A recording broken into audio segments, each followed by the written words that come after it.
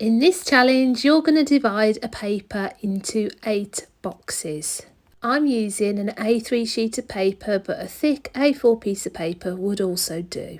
You're going to need to use 3 acrylic paints, 2 opaque and 1 transparent. I'm using cadmium yellow medium, cerulean blue and quinacridone violet. Any similar colours will do. The first acrylic technique we're going to explore is block colour. We're going to be using 2 different types of paint, the first being opaque and the second being transparent. So you should be able to see the difference between the 2 paints.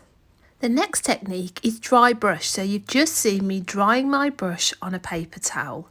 Next, I'm using the side of the brush to drag across the paper to pick up the texture. It's important that you don't put any water with the paint and your brush is dry. The next technique is called wet on wet. So I'm starting with a puddle of water on the paper. I'm then mixing water into each of the paints before I put it on the page. Finally, I'm adding a gradient, so I'm adding a light, a medium and a dark tone. This could be used to give an object form. Here I'm setting up a background to dry for sgraffito. In this technique we're exploring gradient, so the first colour I'm putting down is a dark colour. I'm then adding white into that colour for a lighter and a lighter tone. I'm going to complete a second layer, so I've done a first layer and I'm going to work my way back, blending and going over the top with a clean brush to get a nice smooth gradient. For the glazing technique, you're going to need to prime your paper white. Next, we're going to explore the technique called impasto.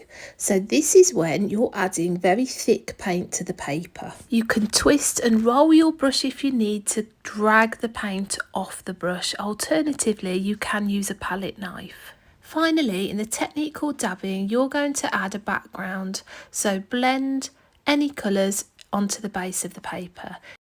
We are now going back to add a second layer on the sgraffito. So this time you're going to choose a darker colour and build the paint up quite thickly. You will need to work quickly before this dries.